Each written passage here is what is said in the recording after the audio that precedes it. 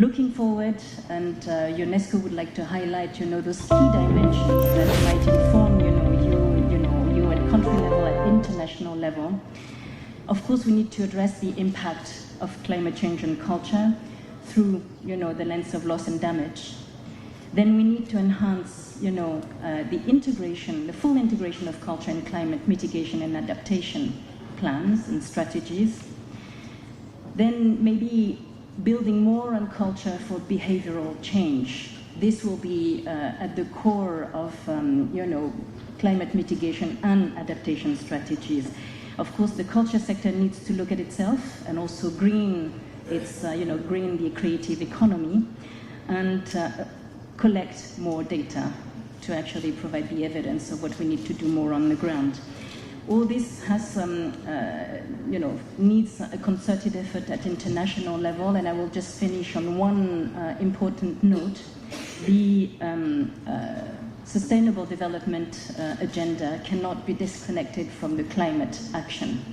So as much as we need to integrate culture as a standalone goal for sustainable development post-2030, we need to integrate culture fully in the climate action agenda as well. Thank you.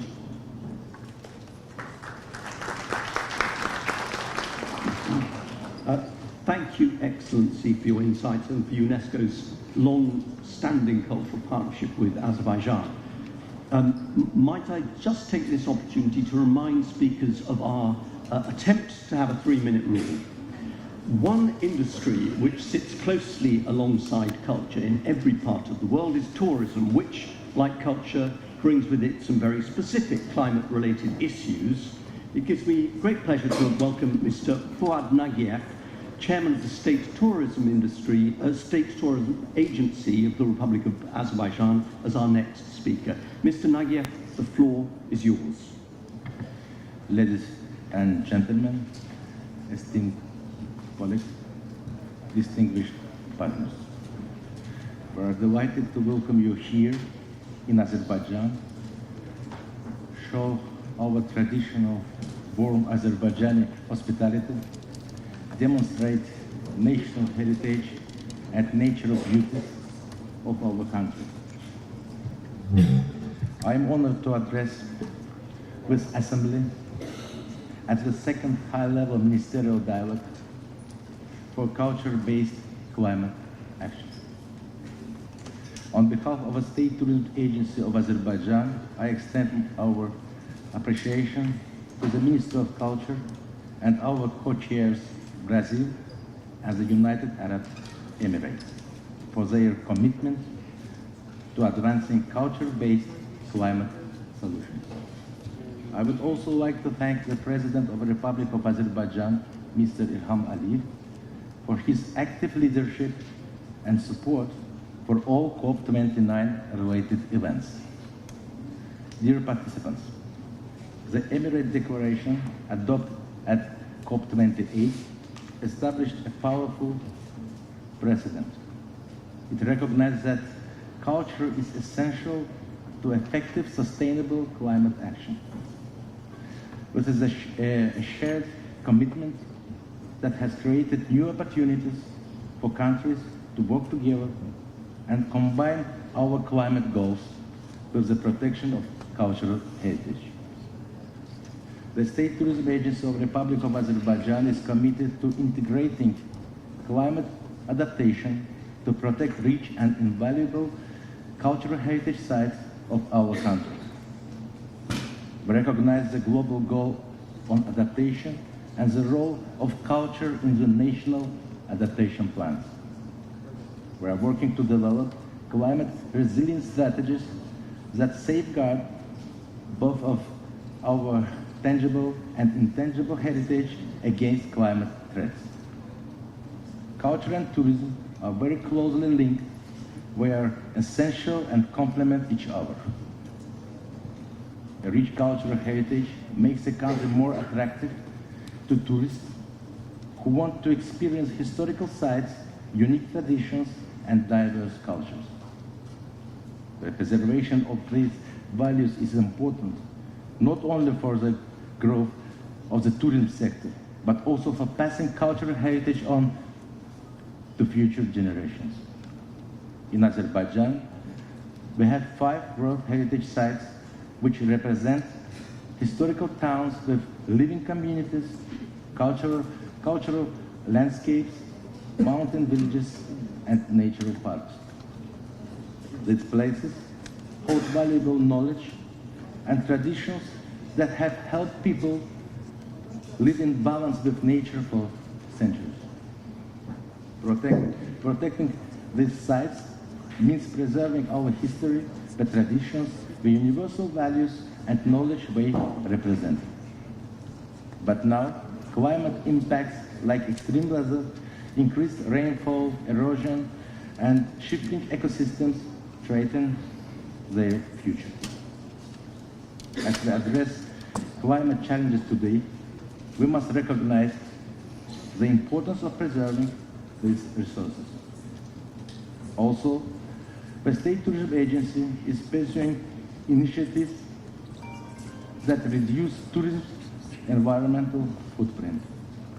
We aim to protect our heritage while enriching the visitor experience. This very well aligns with today's Ministerial Dialogue goal of promoting sustainable and resilient communities. Today's gathering is a call to action. Together, we have the opportunity to create a work program on culture-based climate action that will consolidate our progress.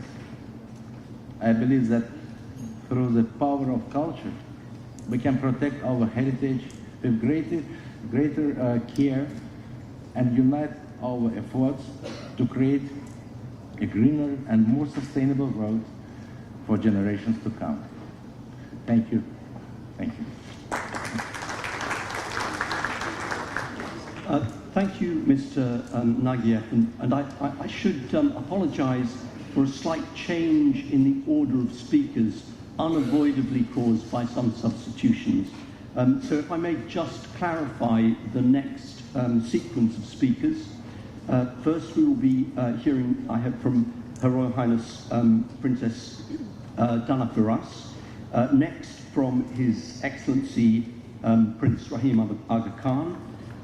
Following that, from His Excellency Aktoti Raimkulova, after which we will be hearing from Her Excellency Alanud Arha Jalali, and then from His Excellency Yalchin Ruzayev, before I hand the chair back to Minister Adil Karimli for the ministerial meeting. I hope that's clear, and I do apologise for any confusion vis-à-vis the printed programme. May I now so warmly welcome Her Royal Highness Princess Dana Firas, UNESCO Goodwill Ambassador, President of the Board of Directors of Petronational Trust. Your Royal Highness, the floor is yours. Thank you very much.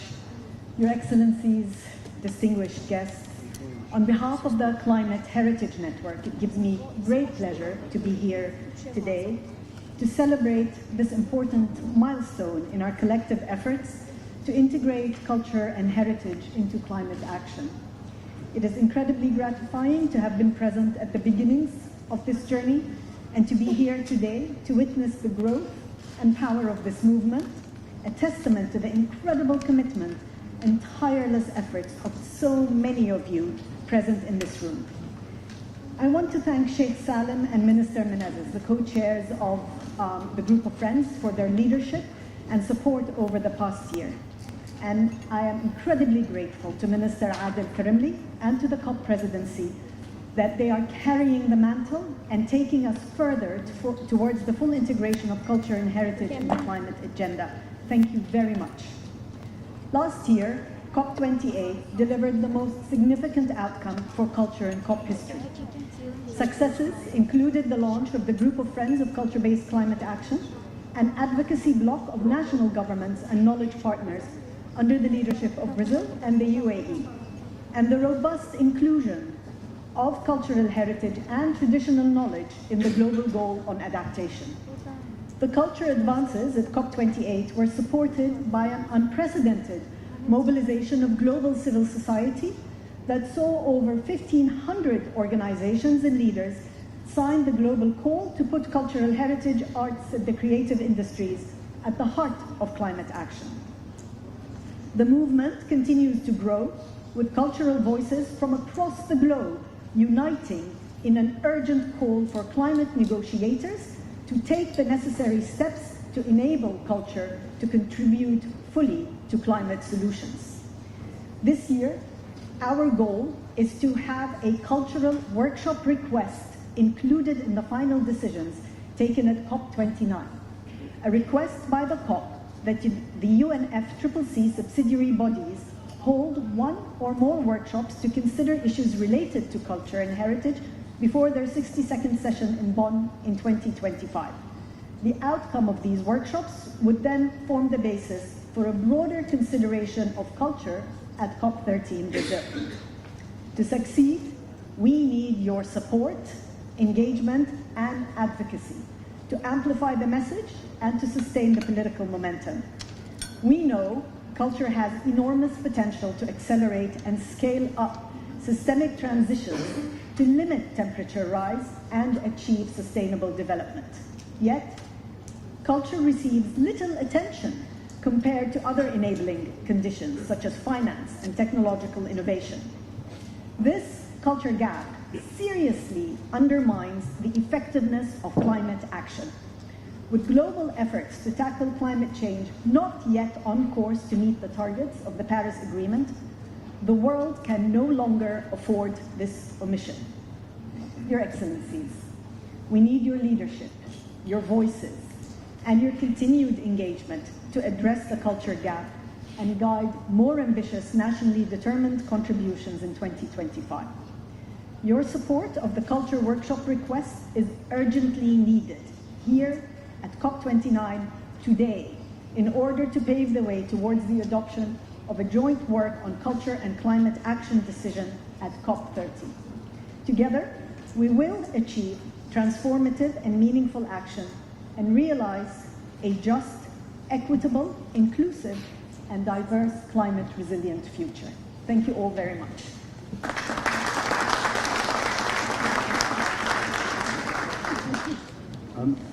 Thank you, Highness, for your unwavering commitment to the cause of culture and to that fascinating analysis of the culture gap, such an important issue. I now welcome His Excellency Prince Rahim Aga Khan, Environment and Climate Committee Board Member of the Aga Khan Development Network. Your Excellency, the floor is yours.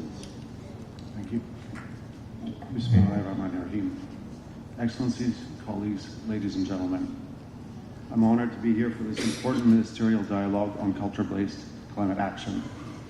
My comments will draw on decades of experience of the Aga Khan Development Network, a group of private international development agencies implementing projects in some 30 countries across Asia, Africa, and the Middle East.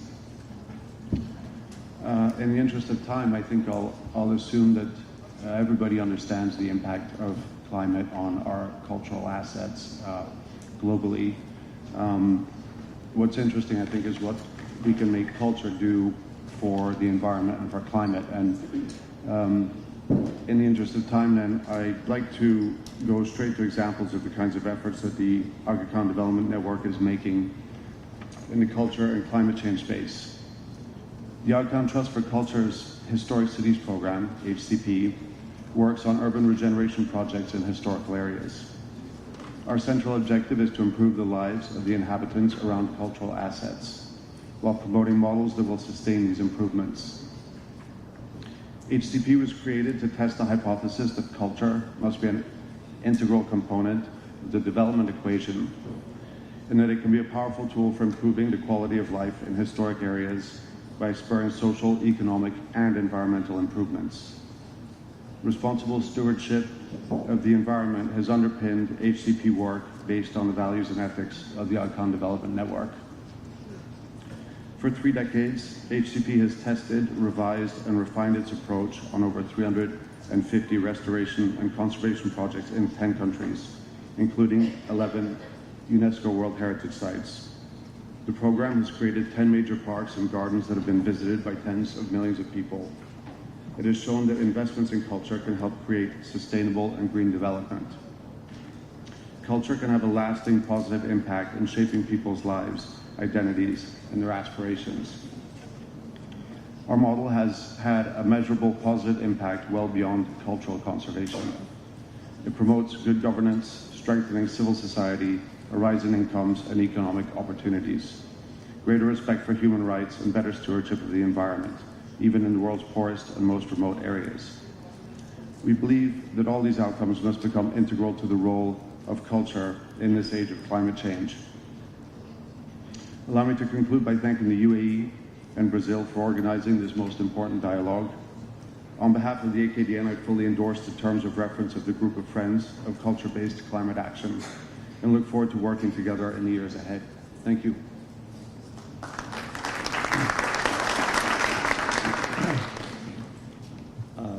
Thank you, Excellency, for these inspirational remarks. I know that your work and that of your family across so many generations has navigated with tremendous skill sensitive questions of faith and culture, and now of climate too. I give the floor to Her Excellency Aksoti Raimkulova, President of the Turkic Culture and Heritage Foundation.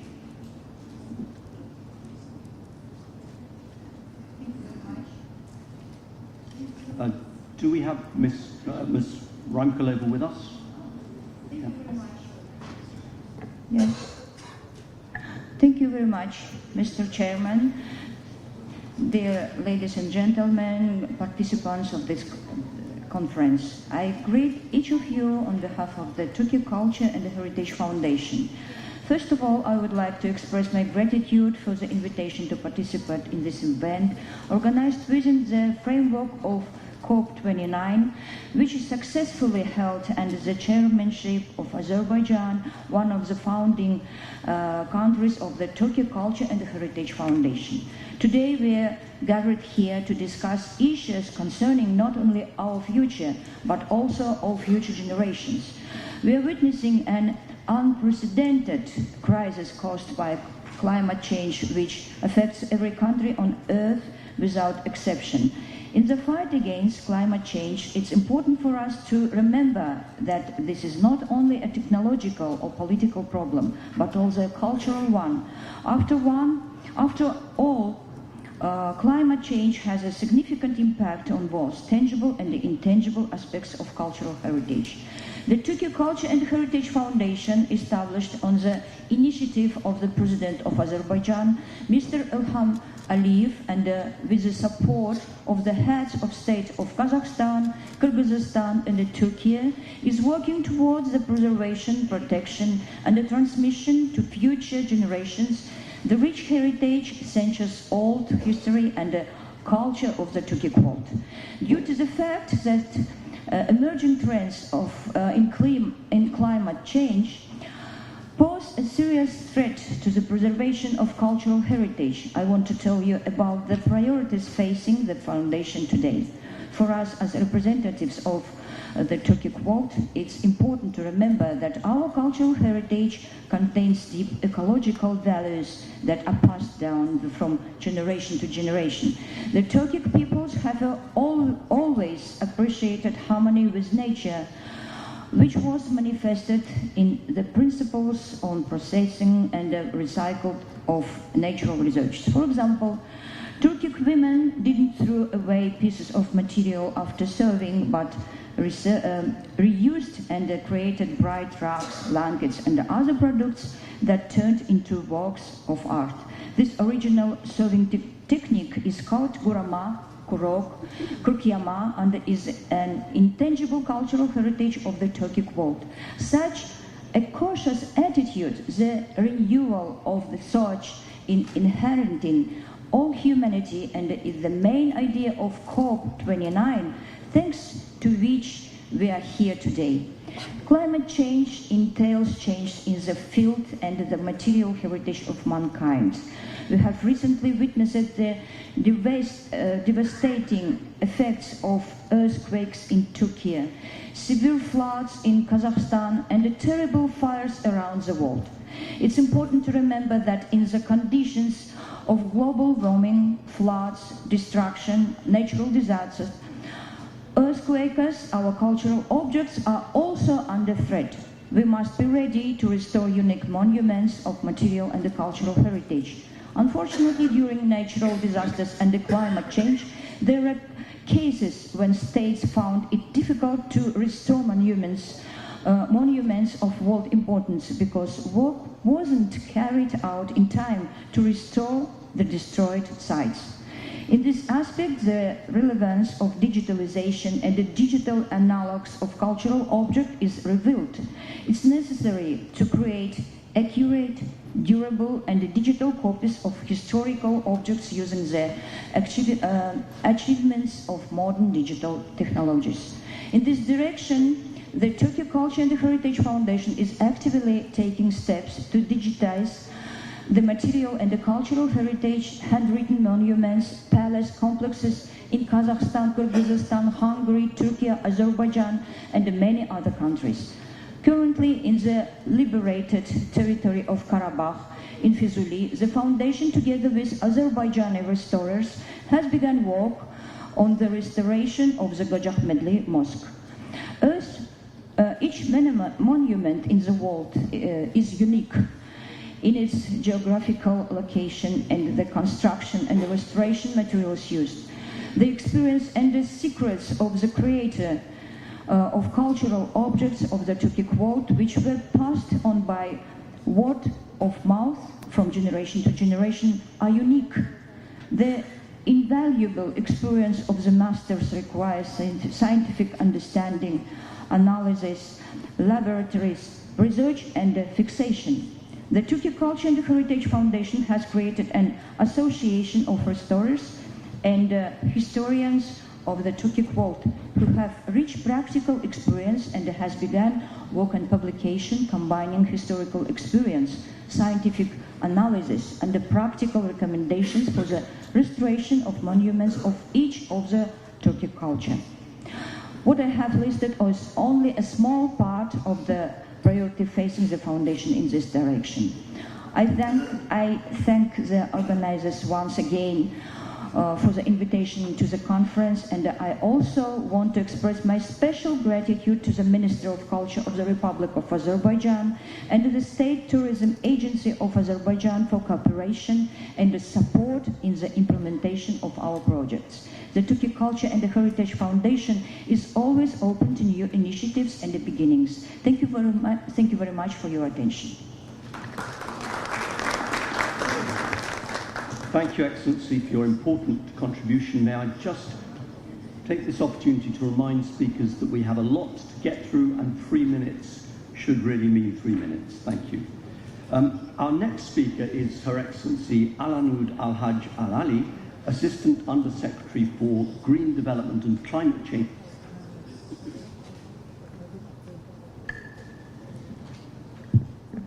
Excellencies, distinguished guests, ladies and gentlemen, good afternoon.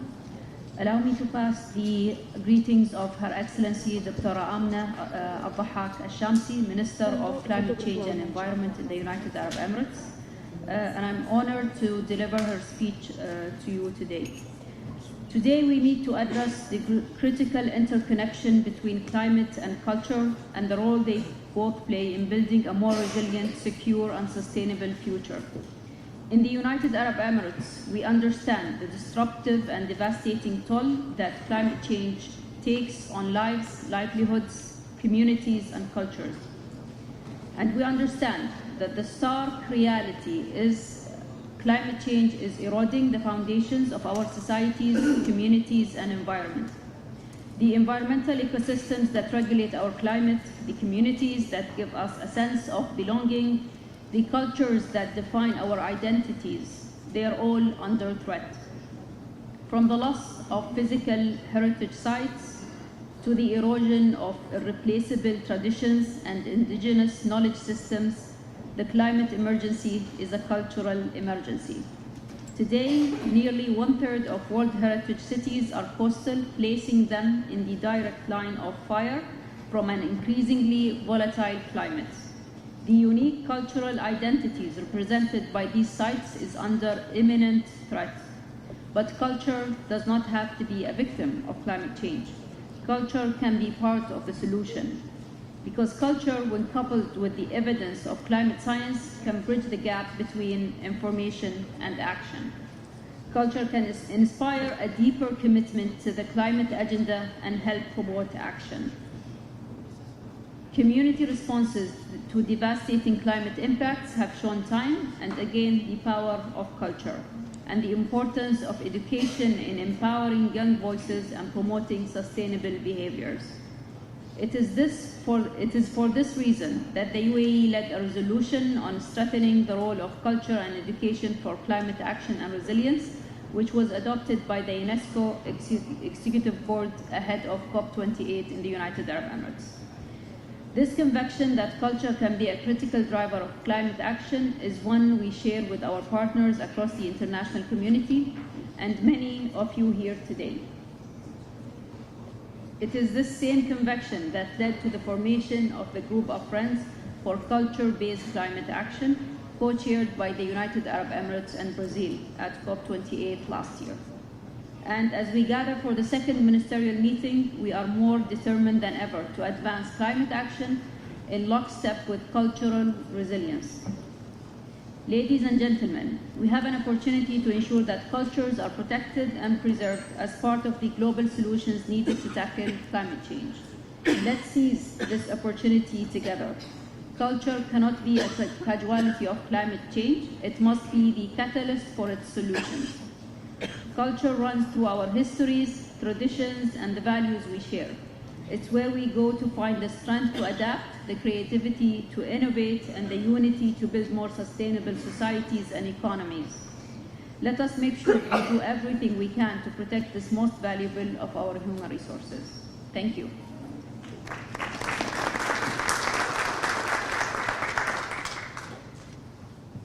We're grateful to Her Excellency for those positive, heartwarming remarks. I'm keenly aware that we all are of the debt of gratitude we all owe for her government's efforts last year in Dubai, helping establish the framework within which we now operate. In a moment, the floor and chair will be returned to my distinguished colleague, His Excellency Adil Karimli, Minister of Culture of the Republic of Azerbaijan. Before that, please enjoy this short video celebrating the bringing together of climate and culture agendas at COP29. Thank you.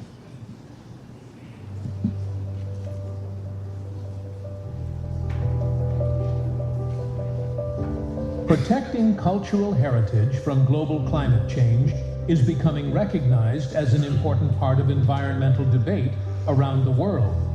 The very same factors which endanger our planet, rising sea levels, increasing temperatures, sandstorms, and flooding, also threaten our heritage from Venice to the Great Wall of China. Protecting our monuments, historic buildings, and irreplaceable museum artifacts from this threat is one of our most important tasks. The international community increasingly sees climate and conservation of both the natural world and the landmarks of human civilization as fully interlinked challenges. When the world meets to discuss climate change, the protection of cultural heritage is now an established topic. Cultural heritage organizations must take the lead in developing and adopting appropriate programs of action. But culture should not be seen as a climate problem. On the contrary, contemporary cultural practitioners, from architects to chefs, are developing groundbreaking climate-positive projects which change both minds and outcomes. And the cultural sector must also recognize its wider responsibility for influencing human behavior, given the massive changes to people's daily lives and choices essential to combating climate change. By aligning the world's cultural agenda with its climate agenda, we are confident that our efforts to conserve heritage will become dramatically more effective, that our ability to promote and celebrate the climate-positive role of contemporary culture will be transformed, and that culture will be able to play a central role in changing human behavior.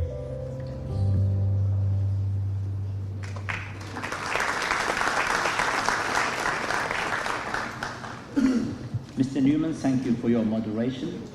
And before resuming my role as a chair of this meeting, I would like to start with my statement on my national capacity.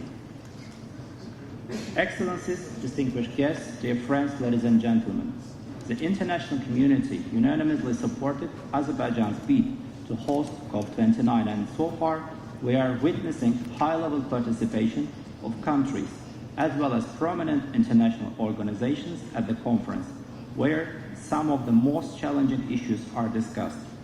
As His Excellency Mr. Ilham Aliyev, President of the Republic of Azerbaijan, stated, we consider it as a sign of respect from the international community to Azerbaijan and what we are doing in particular in the area of green energy.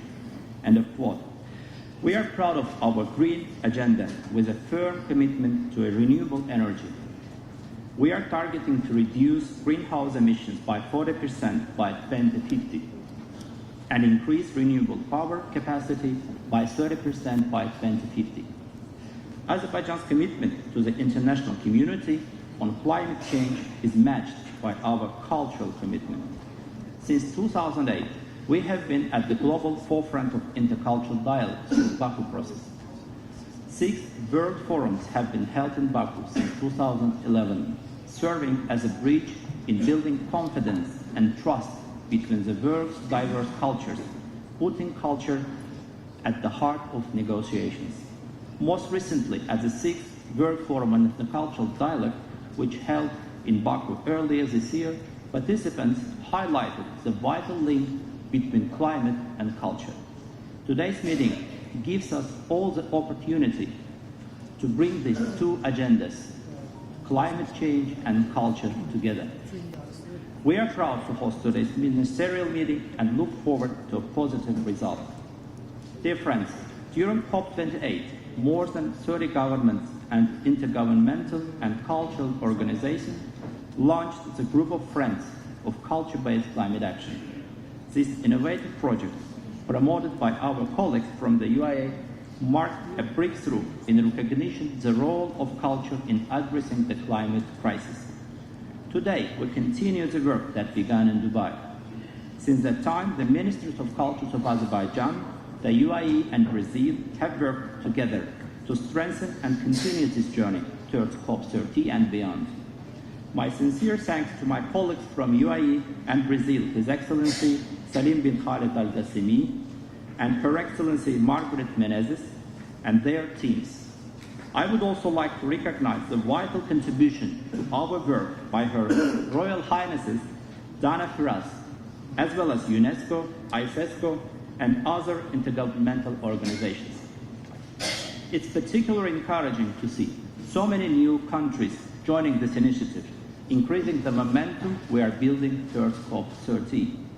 I would like to thank my dear fellow ministers and distinguished representatives from Turkey, Uzbekistan, Pakistan, Greece, Malta, South Sudan, the Maldives, Spain, Antigua and Barbuda, Sri Lanka and Jordan for joining us today.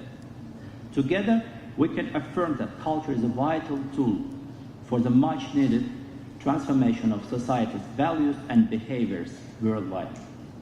The second high-level ministerial meeting will create pathways for sustainable cooperation and action. The terms of reference which we are going to adopt as a key outcome of this meeting will serve as a roadmap for our further joint culture-based climate actions. Dear friends, culture has a central role in shaping a positive climate agenda. Today, Azerbaijan is proud to launch the Culture for Climate C4C platform, which aims to make culture a prominent force for positive climate action, highlighting how cultural projects can promote and inspire sustainable practices and values. A special preview presentation of our initiative was held at UNESCO headquarters last month, attended by 300 representatives of UNESCO permanent delegations to promote climate-smart cultural action at the global level. The UN Secretary General has spoken openly of decades of failed climate leadership. The frustration and anger, almost desperation, is palpable. The quote is end. Nevertheless, Our cultural practitioners have lit a beacon of hope and inspiration for humanity. Now is our opportunity to focus our resources and strengths, to hold the beacon of culture high and give it every encouragement and support we can. Culture shapes our identities, our values, and the way we engage the world around us. It shapes the beliefs, our traditions, and ultimately our behavior. It shapes our future. This is the inspiration behind the Culture for Climate initiative from Azerbaijan. Once again, I would like to extend my heartfelt gratitude to each of you for your commitment and dedication, and invite you to reflect on the possibilities and challenges that lie ahead of as we embark on this dialogue.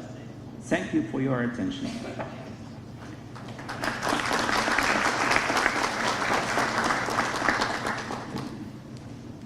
Dear colleagues, I will now resume my role as the chair of the meeting, and we now have the pleasure of hearing from the two co-chairs of the group of friends.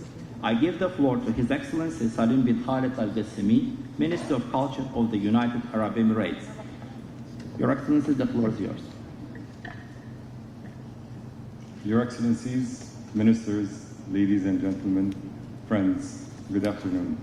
On behalf of my co-chair, Her Excellency Margaret Menezes, Minister of Culture of Brazil, and myself, I would first like to thank His Excellency Adil Karimli, the Minister of Culture of Azerbaijan, and His Excellency Mukhtar Babayev, our COP29 President, and the Minister of Ecology and Natural Resources of Azerbaijan for hosting the second high-level ministerial dialogue on culture-based climate action here in Baku today. We are glad to see ministers from many new countries join the group of friends and to see a strong representation from the Global South and small island developing states. We are also pleased that membership continues to grow for parties as well as knowledge partners whose expertise is vital to our collective efforts to develop comprehensive, globally coordinated strategies that address the social-cultural dimensions of climate change. In particular, I would like to recognize the crucial support of Her Royal Highness, Princess Dana Firas, Special Envoy of Climate Heritage Network, His Highness, Prince Rahim Aga Khan of the Aga Khan Development Network, and all the organizations including UNESCO, ECROM, ICESCO, and so on. Moreover, we are pleased to see representatives from both the culture and the climate sector as a key alliance in achieving our collective goal. Together with our diverse voices, we can form a coalition that is stronger, cross-sectorial, and more inclusive, reaffirming our deep commitment to driving meaningful change through the recognition of the cultural dimensions of climate action. As we convene for this meeting, we build on the momentum of a growing recognition for culture, from the arts and the creative industries, tangible and intangible heritage, to indigenous knowledge systems and climate change policy. Over the last year, we saw culture linked with climate change and ministerial declarations from G7, BRICS, and just recently the G20 in Brazil. As just last month, at the 4th edition of the Indonesia-led World Conference on Creative Economy held in Tashkent, there was a commitment made to strengthen the creative economy's role in innovative responses to global climate challenges. The most significant step for our purposes was the adoption of the UAE framework for global climate resilience at COP28 in Dubai, which had made a global adaptation a top priority for all nations while simultaneously laying valuable groundwork for linkage between culture and climate change in the UNFCCC process. We need to channel our efforts into mainstreaming the understanding that culture accelerates adaptation. To that effectively, we must commit to investing in research and sharing knowledge that accelerates our collective effort with evidence-based and science-backed data on the impact of culture-based climate action in our 2025 national adaptation plans. We encourage all member parties to initiate culture and cross-ministerial collaboration for these national reports as we have in the UAE. Please join us in the UAE Pavilion on the 20th of November for a panel discussion on the UAE's Ministry of Culture's collaboration with the UAE's Ministry of Climate Change and Environment on our NDCs, and our NAPs while simultaneously preparing a national policy on culture-based climate action and the methodology for monitoring and evaluating its impact. Lastly, I would like to acknowledge the hard work of every group of friends, focal point, who have worked together to develop the group's strategy for reaching out our goal for launching the first work program on the culture-based climate action at the UNFCCC, and the terms of reference defining how we will work together to achieve this historic goal. Please note that the terms of references have been shared with you in advance to today's meeting, and there's also a copy in front of you on the table in preparation to the adoption later today. Today, we call upon all nations to intensify their climate commitments, to scale up ambition, and to take bold steps towards including culture-based climate action in international climate policy. Thank you.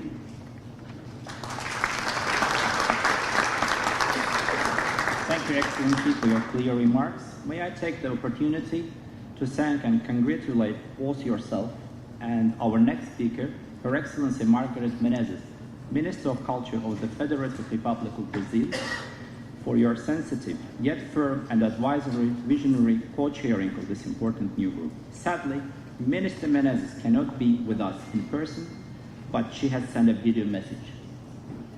Please, if we can. Caros colegas, ministros, autoridades governamentais e representantes das organizações internacionais, quero iniciar saudando a todos os participantes dessa segunda reunião de alto nível dos ministros da cultura no âmbito da COP. No ano passado, em Dubai, nos reunimos pela primeira vez nesse formato no contexto de uma COP. Foi um marco muito importante, sobretudo porque pudemos nos organizar coletivamente para buscar alavancar o poder da cultura como agente de transformação e ação climática. O grupo de amigos da ação climática baseada na cultura, que o Brasil tem a honra de presidir ao lado dos Emirados Árabes Unidos, é prova de que juntos podemos conquistar espaços importantes para a cultura no debate da mudança do clima. Desde o ano passado, o Ministério da Cultura tem se engajado em favor da conexão entre clima e cultura. Durante a presidência do G20, realizamos 2 importantes seminários internacionais que destacaram o papel essencial da cultura como instrumento para promover a mudança do comportamento em favor da sustentabilidade e da mitigação e adaptação às mudanças climáticas. Nesses eventos, aprofundamos o debate, trazendo contribuições do setor cultural, da comunidade científica e da sociedade civil. Na última semana, realizamos uma reunião de ministros da cultura do G20 na Bahia. Tenho a alegria de compartilhar com vocês que obtivemos uma vitória importante ao posicionar a cultura como parte fundamental da questão climática.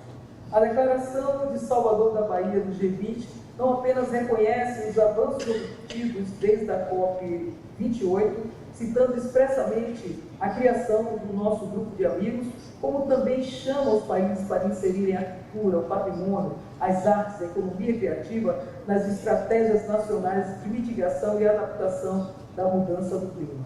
Também gostaria de destacar o avanço importante do governo do Brasil para a promoção da conexão entre cultura e clima. Em breve, o Ministério da Cultura assinará um acordo de cooperação técnica com o Ministério do Meio Ambiente, visando a inserção da cultura nas nossas estratégias climáticas nacionais. A articulação com o Ministério das Relações Exteriores permitiu avanços do nosso grupo de amigos em reuniões de organizações e fóruns internacionais, como a COP, o G20 e o BRICS. Isso tudo tem sido feito porque contamos com o respaldo do presidente Lula, que sempre foi um defensor de causa da sustentabilidade, um apoiador da cultura como forma de mobilizar as pessoas, tocar seus corações e mentes. Senhoras e senhores, ao nos reunirmos mais uma vez esse importante marco do Fórum Climático, não é demais ressaltar que estamos fazendo importantes avanços. Os assuntos e lições aprendidos até aqui certamente contarão para o Brasil na articulação de ações e eventos para a COP30. A cooperação internacional será fundamental para que possamos colher importantes frutos nos próximos anos. Quero agradecer ao ministro da Cultura do Azerbaijão pelo apoio na realização dessa reunião. Também quero agradecer ao ministro da Cultura dos Emirados Árabes, o Sheikh Salam Al-Qassim, pela cooperação ao longo desse último ano. Agradeço a todas as organizações internacionais presentes, em especial à princesa Dana Piras, da Rede de Patrimônio Cultural, e ao diretor de Cultura da Unesco, Ernesto Ottoni. Por fim, quero deixar aqui o meu convite para que todos venham ao Brasil no ano que vem para a COP30. Será um grande prazer recebê-los para avançarmos juntos nesse caminho. Muito obrigado.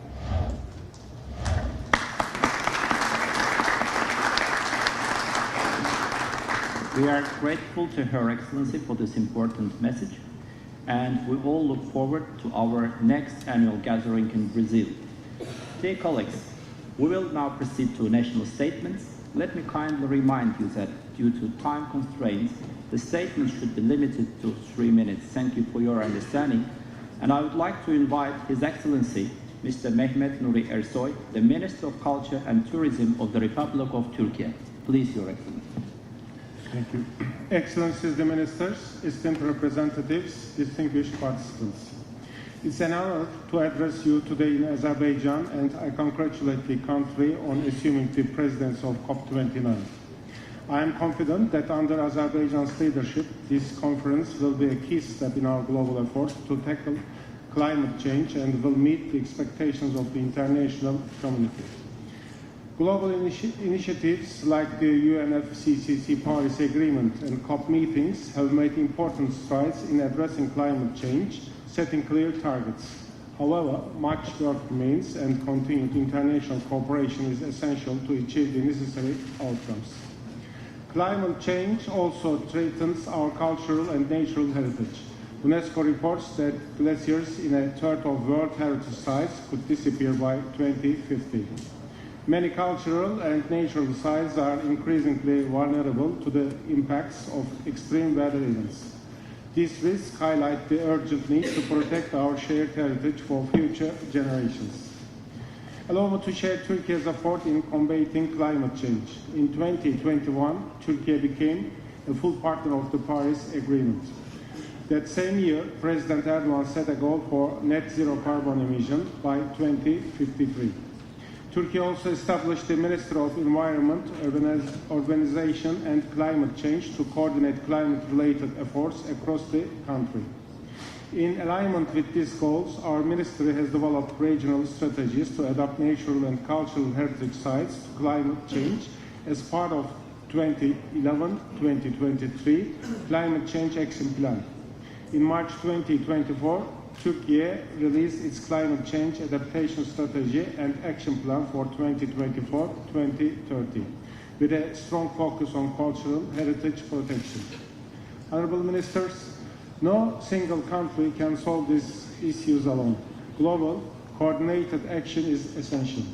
The cooperation demonstrated at this meeting serves as a valuable example of the collective resolve needed to address the climate crisis. In closing, Turkey reaffirms its full support for Azerbaijan's COP29 presidency and its ambitious goals. We are committed to working together toward a sustainable, climate-resilient future for all. Thank you.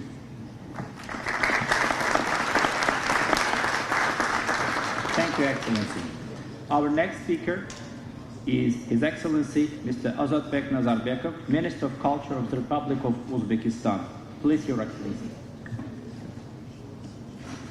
Assalomu alaykum, hurmatli hamkasblar, hurmatli delegatsiya a'zolari. Men vakilladimdan oldin albatta Ozarbayjon tarafiga, Madaniyat vazirligi va Ozarbayjon rahbariyatiga bugungi eng ezgu va yuksak insoniy tadbirni tashkil etganliklari uchun minnatdorlik bildiraman.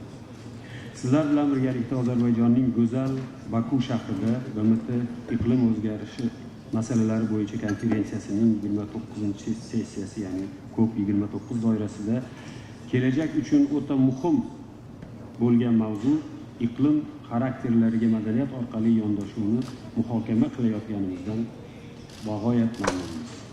Avvalambor shuni ta'kidlash joizki, 2023-yil qabul qilingan madaniyatga asoslangan iqlim bo'yicha harakatlar yuzasidan Birlashgan Arab Amirliklari delegatsiyasi iqlim bo'yicha harakatlarga yangicha yondashib, aynan madaniyatni barqarorlik va iqlim o'zgarishiga qarshi harakatlarda markaziy element sifatida tan olinishida muhim ahamiyat kasb etdi. Yurtimizda ham iqlim o'zgarishi masalasi allaqachon kundalik hayotimizning dolzarb mavzularidan biriga aylanib bo'lgan. Madaniy qadriyatlarimiz va an'analarimiz orqali iqlim o'zgarishiga qarshi kurashda inklyuziv va barqaror yechimlarni rivojlantirishga intilib kelmoqdamiz. Qolaversa, O'zbekiston Birlashgan Millatlar Tashkilotining iqlim o'zgarishlari bo'yicha hamkorlik to'g'risidagi konvensiyasi, Kyoto protokoli va Parij bitimi kabi kelishuvlarda belgilangan asosiy maqsad va tamoyillarni to'liq qo'llab-quvvatlagan holda iqlim o'zgarishiga qarshi kurashish va barqaror rivojlanish yo'lida o'zining ilmiy siyosatini va tashabbuslarini amalga oshirishda davom etib kelmoqda. O'zbekiston boshqa ko'plab mamlakatlar kabi atrof muhitni asrash bilan chambarchas bog'liq bo'lgan madaniy qadriyatlarni o'zida mujassam etgan. Bugun aynan madaniyatga asoslangan iqlim harakatlari haqida so'z borar ekan, biz madaniy bilimlar, urf-odat, an'ana va qadriyatlarni yanada boyitish va bu orqali atrof muhit muhofazasiga ham ijodiy ham ijobiy yondashish mumkinligini e'tiboringizni qaratmoqchiman. Bugungi kunda mavjud nomoddiy madaniy merosimizni qayta jonlantirish va uni iqlim bilan bog'liq muammolarga yechim topish yo'lida qo'llash dolzarb deb hisoblaymiz. Shu yo'sinda biz o'zimizning chuqur ma'noga ega hozirgi globallashuv jarayonida vujudga kelayotgan bir emas, bir qancha muammolarga yechim bo'la oladigan nomoddiy madaniy merosimizni qayta tiklash va uni ildizini mustahkamlash orqali barqaror kelajak sari ildan qadam tashlay olamiz. Qolaversa, shuni ishonch bilan ayta olamanki, san'at his-tuyg'ularni uyg'otish, kreativ fikrlarga turtki berish va har qanday harakatni ilhomlantirish kuchiga ega. Biz musiqa, teatr, kino kabi san'at turlari orqali iqlim inqirozini har bir insonning shaxsiy va dolzarb masalasiga aylantirishimiz mumkin. Atrof muhit mavzusidagi san'at ko'rgazmalari, milliy tabiat manzaralarini tasvirlovchi hujjatli hamda badiiy filmlar, shuningdek iqlim o'zgarishlarining ta'siri haqidagi teatr tomoshalari jamoatchilikka atrof muhitga munosabatni mas'uliyatni oshiradi va chuqur mulohazaga undaydi. Madaniyatni iqlim harakatlari uchun kuchli vositaga aylantirish maqsadida biz quyidagi tashabbuslarni taklif etamiz. Birinchidan, iqlim bo'yicha global madaniyat elchilari dasturlarini ishga tushirish. Har bir jamiyatning madaniyat yetakchilari, san'atkorlar, musiqachilar, yozuvchilar, bloger va media personalar jamiyat orasida katta ta'sir kuchiga ega. Ularni iqlim harakati uchun targ'ibotchilarga aylantirish va bu orqali mazkur masalani aholining ich-ichiga olib kirishda madaniyat vakillarining ta'siri yanada muhimroq rol o'ynashi aniq. Ikkinchidan, iqlim bo'yicha madaniy almashinuv dasturlarini yaratish. Bu dasturlar yordamida turli xalqlar o'rtasida ijobiy tajribalar va yangiliklarni o'zaro almashish mumkin. Almashuv dasturlari orqali biz umumiy madaniy merosga asoslangan barqaror amaliyotlarni qayta kashf etish va dunyo bo'ylab iqlim o'zgarishining oldini olish, qolaversa, unga chidamlilik tarmog'ini yaratish imkoniyatiga ega bo'lamiz. Uchinchidan, iqlim masalalariga bag'ishlangan madaniy forumlarni tashkil qilish. Bunday tadbirlarda iqlim o'zgarishi ta'sirini va barqaror amaliyotlarni ko'rsatib beruvchi asarlar namoyish etilib, bu orqali jamoatchilikni ekologik va ijtimoiy mas'uliyatga o'rgatish hamda ijodkorlarning ijodi orqali iqlim o'zgarishlari haqida ma'lumot berishga harakat qilamiz. Keling, muhim tarixiy an'analarni bugungi dolzarb masalalar bilan uyg'unlashtirib, barcha uchun barqaror kelajak yaratishga harakat qilaylik. E'tiboringiz uchun rahmat.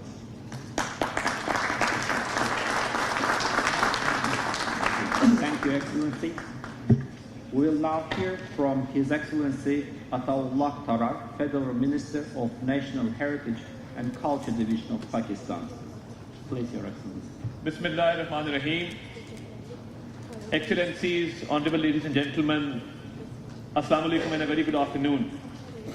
Let me begin by extending my heartfelt commendations to Azerbaijan, the UAE and Brazil for bringing us together for the second high-level ministerial dialogue on culture-based climate action. Here in Baku, a city that breathes history and radiates cultural vibrancy, we find ourselves surrounded by reminders of the strength and resilience that heritage brings to our lives. The city stands as a testament to what culture can achieve. It preserves the past, shapes the present, and guides us towards a more resilient future. As I reflect upon the legacy of places like Baku, I am reminded of the cultural gems back home in Pakistan, where a people of the Indus Valley civilization, which originated around the banks and tributaries of the mighty river Indus, which is also home to one of the world's UNESCO heritage sites, Mohenjo-daro, which dates back to 2500 BC. Pakistan is also home to 4 out of the 13 world's highest peaks, including K2, which is the second highest peak in the world, and which is surrounded by the province of Gilgit-Baltistan, where many indigenous people reside. I would like to express my gratitude to His Highness Prince Rahim Aga Khan and the Aga Khan Foundation for the wonderful work that they've done for the indigenous people of Gilgit-Baltistan.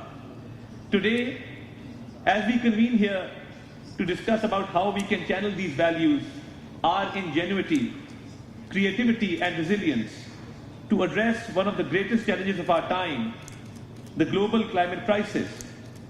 Across the world, communities are feeling the devastating impacts of climate change. In Pakistan, we only contribute 0.5% of carbon emissions globally. But when it comes to loss and damage and vulnerability, we're amongst the top 10 countries in the world to face this vulnerable challenge. Severe floods, rising temperatures, and growing vulnerability of our culture and natural heritage pose a great threat. In 2022, we were faced with one of the most devastating floods. Thousands of people, including indigenous people, were displaced. When we come to calculate loss and damage, we were caused a damage of $13 billion. We face the risk of not only losing lives and livelihoods, but also the irreplaceable traditions, knowledge, and sites that define who we are. If we hope to alter this course, we must unite to bring forth our most innovative and inclusive ideas. As representatives of culture in our nations, we hold the responsibility to advocate for the role of culture in driving climate action. I commend Azerbaijan's leadership for bringing this agenda forward and for fostering a dialogue that emphasizes the interwoven nature of cultural heritage and climate resilience. In Pakistan, we understand that climate action must also mean protecting our cultural heritage and integrating cultural perspective into adaptation efforts. We see this not only as an obligation to preserve our past, but also as an opportunity to build a sustainable future that respects and includes all voices.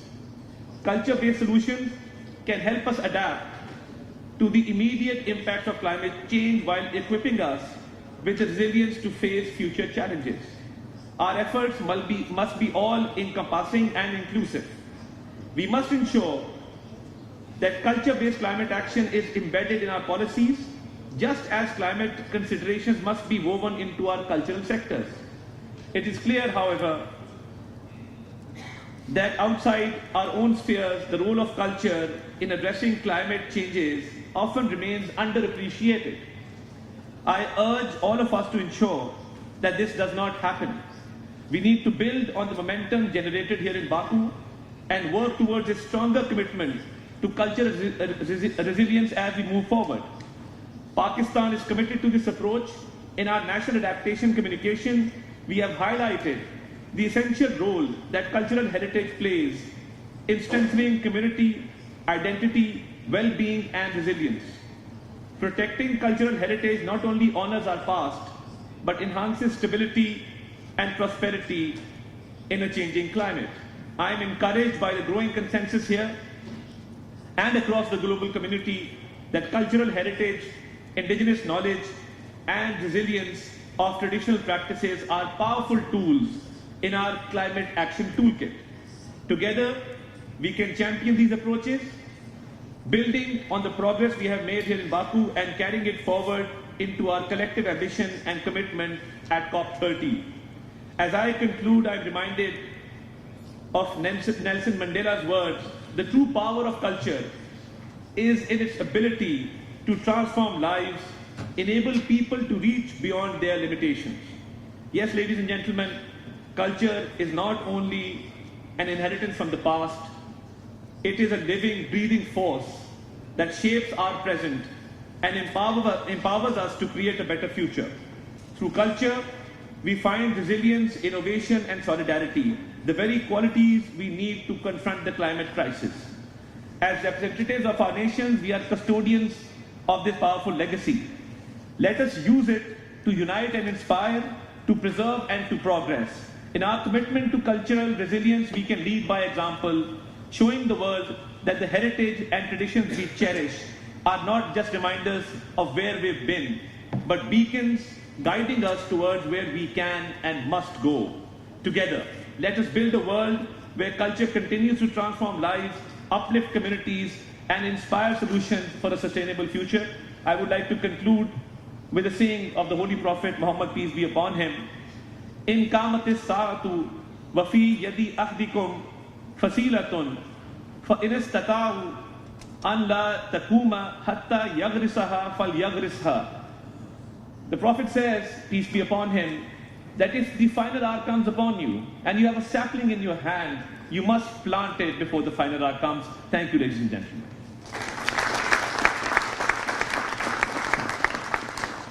Your Excellency, thank you very much for your interesting statement.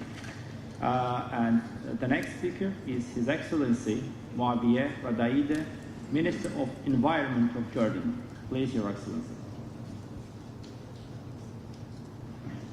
Excellencies, ladies and gentlemen, it is my honor to join you here today for this important high-level dialogue on culture-based climate action. Please allow me to start by thanking Azerbaijan and its leadership for hosting COP29 and for their great hospitality. I would also like to take this opportunity to thank Her Royal Highness Princess Diana Firas, UNESCO Goodwill Ambassador and President of the Petra National Trust, for her vision and tireless efforts in highlighting the importance of culture and heritage in the climate dialogue and action. Jordan's cabinet endorsed the Sharm el-Sheikh Declaration on Culture-Based Climate Action in COP27. This issue is of particular importance to Jordan, already part of a regional climate hotspot, one of the most water-scarce countries globally, and hosts a significant refugee population accounting for almost 30%. At the same time, Jordan is home to some of the world's most precious cultural heritage sites, including the baptism site, the Bethany beyond the Jordan, Petra, Wadi Rum, and al-Jamal, which was recently included as a UNESCO World Heritage Site.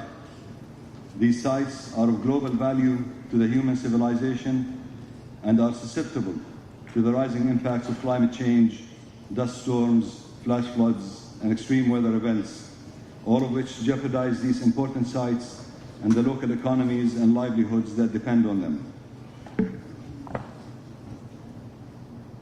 It is important to note that culture also extends to the creative arts, which form an important sector in Jordan's economic modernization vision. COP28 in Dubai, or at COP28 in Dubai, the UAE delivered the most significant outcome for culture in COP history. Successes include the launch of the National Government Advocacy Bloc, known as the Group of Friends of Culture-Based Climate Action, led by Brazil and the UAE, and the inclusion of cultural heritage and traditional knowledge in the global goal on adaptation. I am pleased to see the active collaboration of the group of friends and look forward to the continued positive momentum. Culture-based climate solutions have long been overlooked in global climate talks. COP30 can change this, but in order for Belém to be remembered as the place where culture-based climate action was finally taken seriously, the topic must first be addressed at COP29. And I will echo what Her Royal Highness just mentioned, that for this reason the Climate Heritage Network is seeking to have a cultural workshop request included in the final decisions taken at COP29, hopefully at the CMA6. This short text would embody a request by the COP that the UNFCCC subsidiary bodies hold workshops related to culture and heritage before their 62nd session in Bonn in 2025, with the aim of exchanging views and the Conference of Parties adopting a decision on this matter at COP30 in Belém. Let me close by reiterating the importance of nature-based solutions, and please allow me to propose an additional concept that may be just as important: culture-based solutions. Many of the solutions to climate change may already have been present just right there, steeped in our history, cultures, and heritage that we must protect from climate change action. Wishing you all continued success on this important issue with Jordan's full support. Thank you. Thank you for your remarks, Your Excellency. I would like to give the floor to Her Excellency Steliano Mindoni, Minister of Culture of the Hellenic Republic. Please. Thank you, Mr. Chair, Your Excellencies, dear colleagues and friends. 1 year ago, a significant milestone was achieved in Dubai toward advancing cultural-based climate action.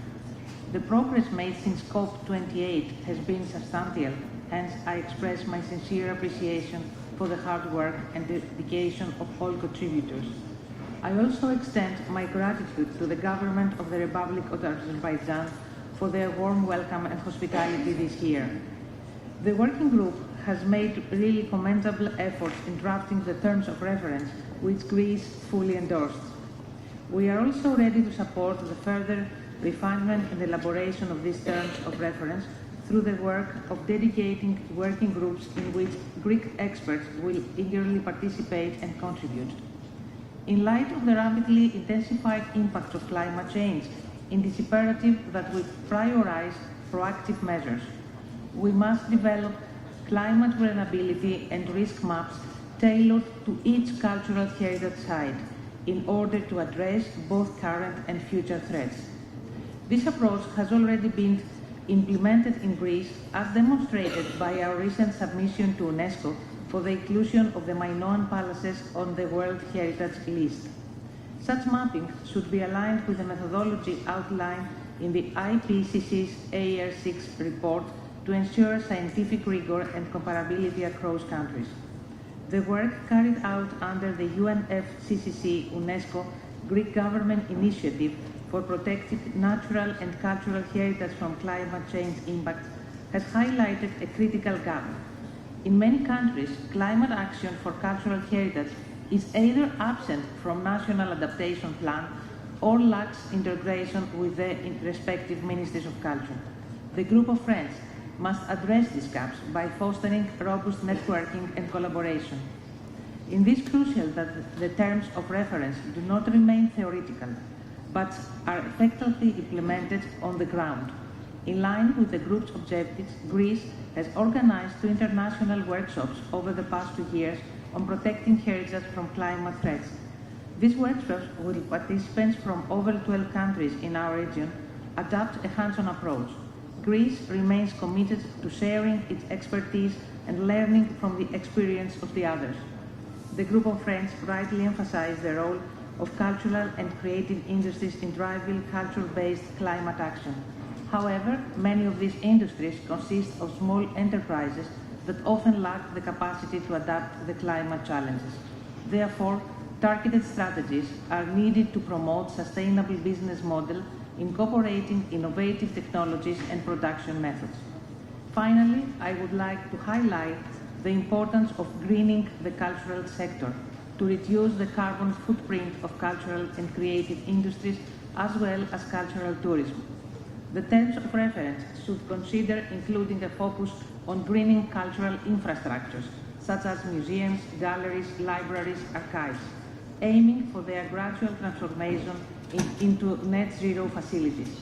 To this end, a dedicated working group could be established. I am fully convinced that our collective efforts can serve as a catalyst for unlocking the international community's potential for effective climate action. Thank you. Thank you very much, Your Excellency. Now I invite Her Excellency Nadia Mayom, Minister of Culture of South Sudan. Please, Her Excellency. Thank you, Chair. South Sudan is delighted to take part of this very important gathering today as we are gathered as decision makers to our countries. And also want to take this opportunity to thank the government of Azerbaijan for hosting this very important gathering co-organized by the group of Friends of Culture-Based Climate Action.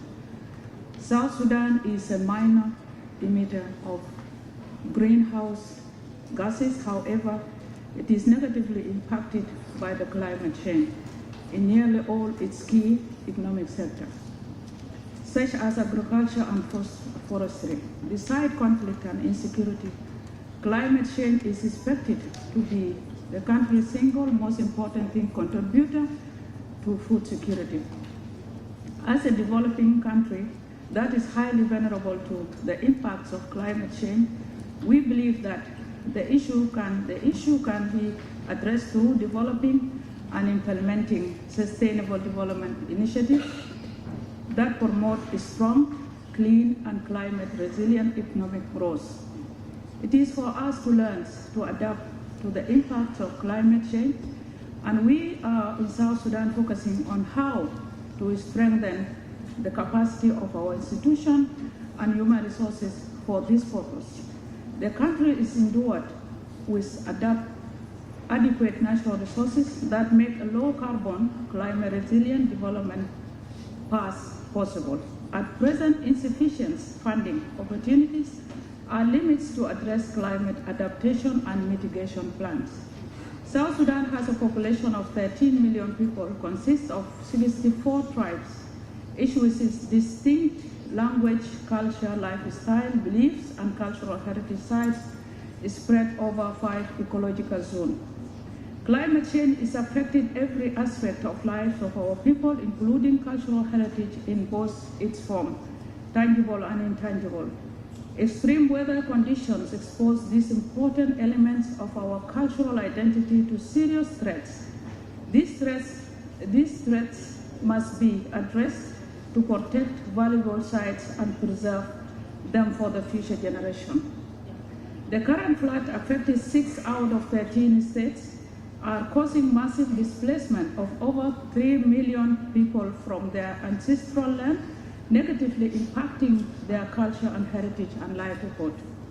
The nexus between climate change and culture has to be explored, and policies are to be developed and integrated in climate strategies. In our case, we have a national adaptation program action, and we have a national action plans as a policy.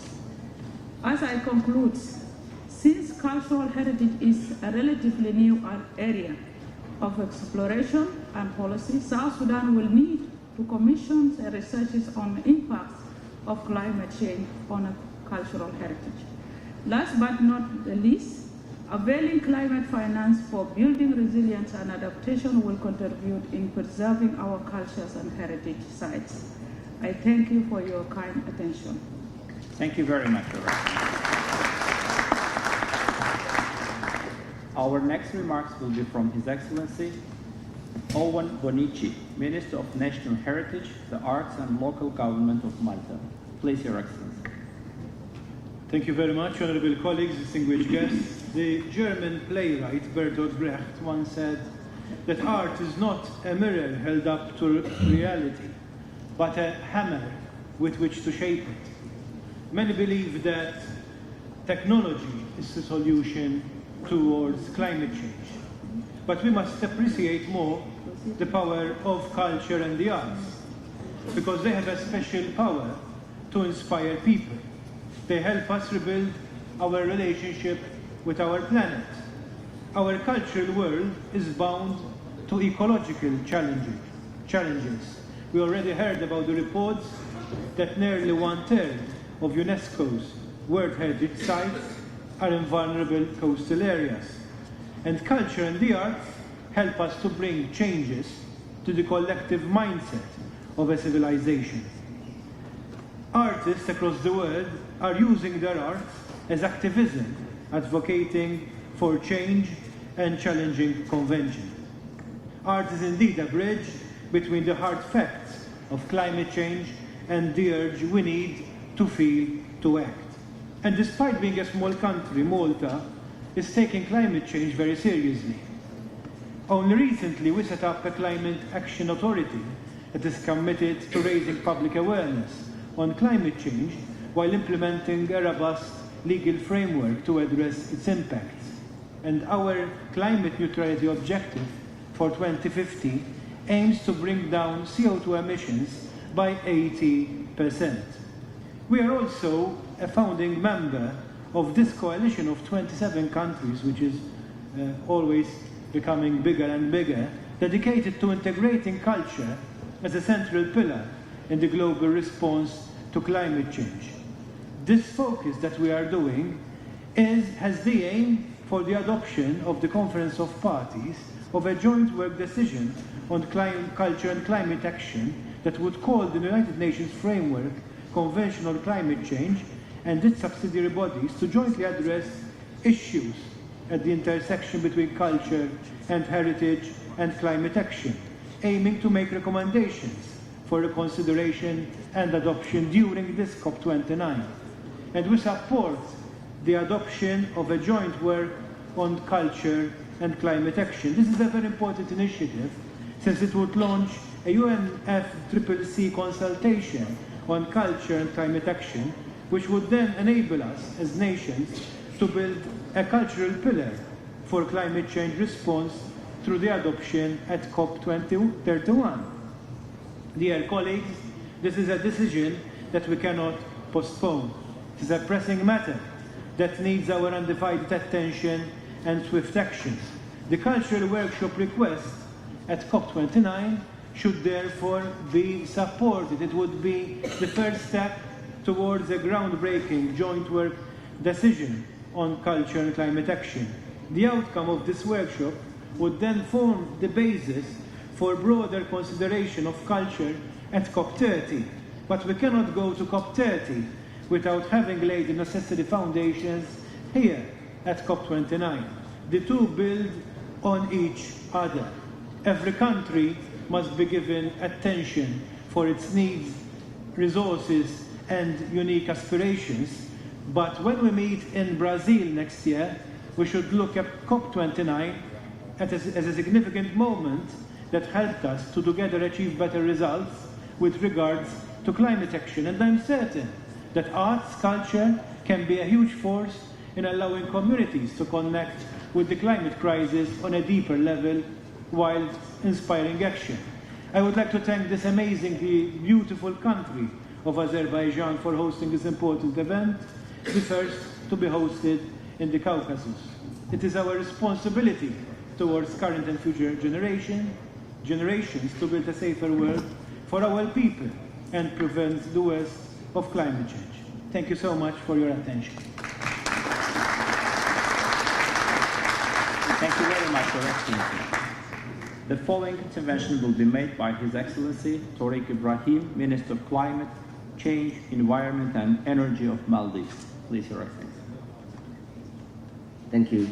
Excellencies, ladies and gentlemen, as a small island development state, the Maldives knows all too well the impact of climate change has not only to our environment, but also on our livelihoods and on our cultural heritage. From our diet to our economy, we are deeply connected to our oceans and its biodiversity. Protecting the Maldivian way of life means protecting these from the impact of climate change. Much of this is dependent on how the global community acts and responds to the climate crisis.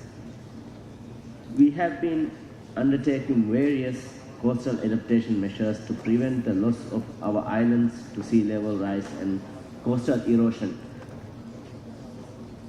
But these measures are costly and pull limited domestic resources away from sustainable development efforts such as healthcare and education. These measures also change the natural aesthetics of our islands. We are also undertaking nature-based solutions including mangrove and coral-based restoration efforts. However, these measures may not be as effective as the climate crisis worsens. For instance, despite our protection and restoration efforts, our coral reefs struggle to recover with the increased frequency and intensity of bleaching events. Globally, the UAE Framework for Global Climate Resilience, which recognizes the protection of cultural heritage, it is a step in the right direction. However, we must ensure its effective implementation to see positive results, to protect and pass along our culture and heritage for the generations to come. For this, we would need to see an increase in mitigation ambition.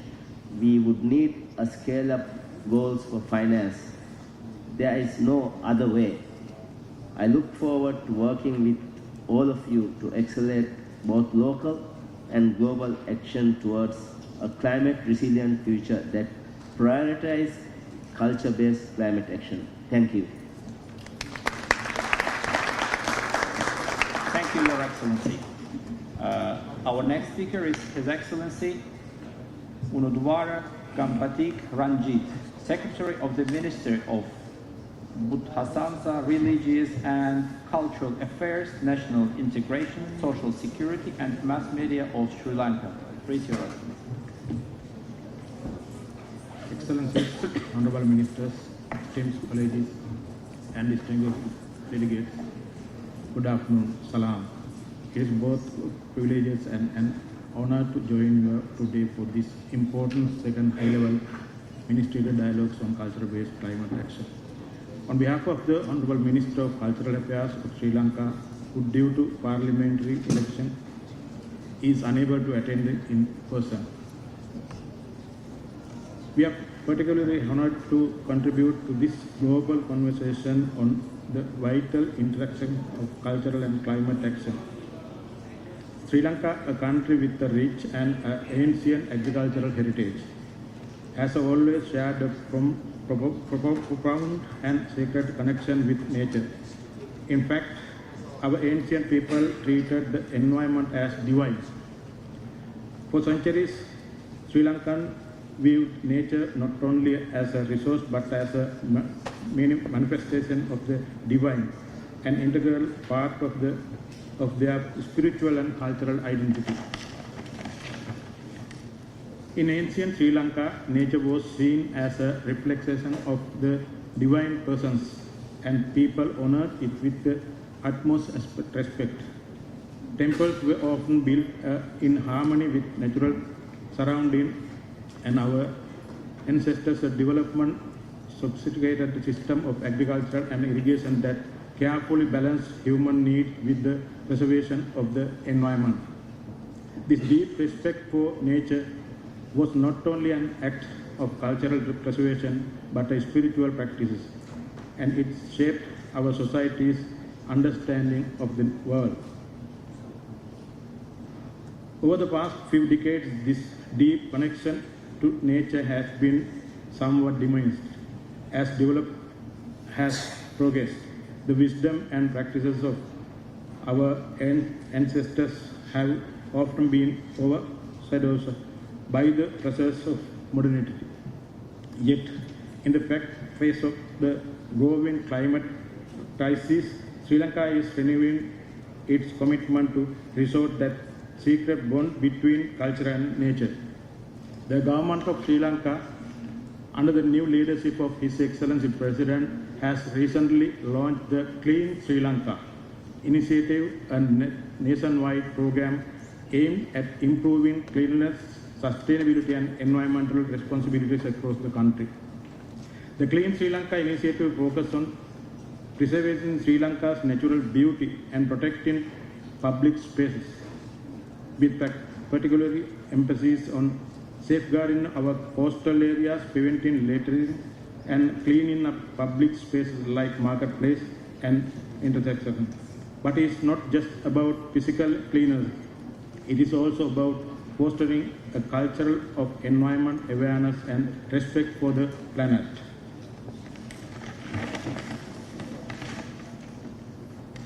In conclusion, Sri Lanka's commitment to culture-based climate action is not only an effort to protect our environment but also to uphold the cultural value that have sustained our people for generations. By integrating our cultural heritage with the urgent need for climate action, we hope to contribute meaningful to global sustainability efforts. We are confident that through collaborative partnership like this one, we can build a better, greener and more sustainable future for all. As we look ahead, I urge all nations to view culture as a key tool for climate resilience. Together, let us create a sustainable future that honors our shared traditions and protects our planet for generations to come. Nobel Prize blesses you. Sagol, thank you. Thank you, Excellency. I would like to thank all speakers for their valuable statements and comments, inputs. Due to the time limit, we will have to squeeze our today's meeting and to switch to the final stage, whereby we have to adopt our main document. Dear colleagues, now you have before the draft terms of reference of the group of friends of culture-based climate action. I invite His Excellency Salim bin Khaled Al Qassimi, Minister of Culture of the United Arab Emirates, to make a brief introduction to the document. Please, Your Excellency. Thank you, Your Excellency. At the start of the meeting, I acknowledge the excellent cooperation and commitment that the group of Friends for Culture-Based Climate Action focal points have demonstrated in developing these terms and reference that we will now adopt. As a reminder, these terms of reference that defines how our informal coalition will operate and make decisions, including terms for membership, decision-making by consensus, co-chair responsibilities and term limits as we proceed for nominating and selecting the next co-chairs at COP30. And before we formally adopt, this draft text represents the consensus of the focal points from 42 parties and 25 knowledge partners who participated in the process of developing this document.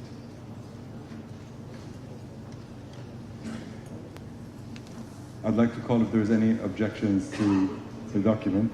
Thank you. I see no objections. As co-chair of the group of Friends, I am pleased to announce the adoption of the terms of reference of the group of Friends of Culture-Based Climate Action at the UN Activity today. Thank you. Thank you, Your Excellency, for your introduction, and I would like to thank all my colleagues for their hard work on this document. And as my colleague told, that this document is adopted. So I would like to give some final remarks concerning the next stage that we will have to do. My dear colleagues, after the meeting, we invite all of you for the group photo that our colleagues will lead you to the location, and which will be followed by lunch at Mangal restaurant, which is also in the blue zone. And finally, I would like to give the floor to COP29 official, COP29 presidency official, Mr. Yalchin Rafiyev, who will give his closing remarks. Please, Your Excellency, the floor is yours. Thank you, Mr. Minister. Ladies and gentlemen, as we draw to a close to the second high-level ministerial dialogue for culture-based climate action at COP29. We reflect on the significant strides made in acknowledging the cultural dimensions of climate action. This dialogue, co-sponsored by the COP Troika, has reinforced our shared conviction that culture is a pivotal element in achieving sustainable climate solutions. We have successfully consolidated international consensus on the importance of integrating culture into climate policy and planning. We'll approve the terms of reference for the group of friends, establishing a clear framework for culture-based climate action, and foster North-South exchange to promote equitable and inclusive climate solutions. Our discussions on developing impact measurement strategies and accelerating global adaptation efforts have laid a strong foundation for future action. Throughout our sessions, we have heard from a diverse array of voices, including representatives from various nations and organizations, who have shared their insights on how culture-based climate action can drive greater climate ambition and support the implementation of the global stocktake. These discussions have highlighted the importance of transparency and accountability in our efforts, ensuring that our initiatives are both effective and credible. In closing today's session, I would like to extend my heartfelt gratitude to all participants, organizers, and stakeholders for your invaluable contributions. Your dedication and commitment to culture-based climate action have made this dialogue a resounding success. Together, we are making history in the global movement for culture-based climate action. Thank you, and let us continue to work together towards a more sustainable. Mr. Rafi, thank you very much for your comment, and thanks for joining us today. And thanks for the brilliant organization of COP29 here in Baku. And it only remains to thank you all for the passion, energy, and hard work which you have brought to this vital new initiative. My dear colleagues, distinguished guests, ladies and gentlemen. So, Excellencies, dear colleagues and friends, this concludes our meeting, and thank you very much for participation. And as I informed, so there is now a group photo after, will be followed by the lunch. Thank you very much.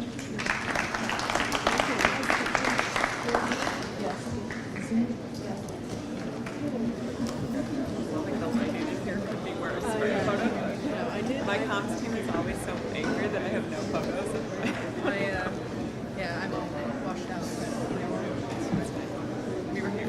We were here. Said nothing, but we're here.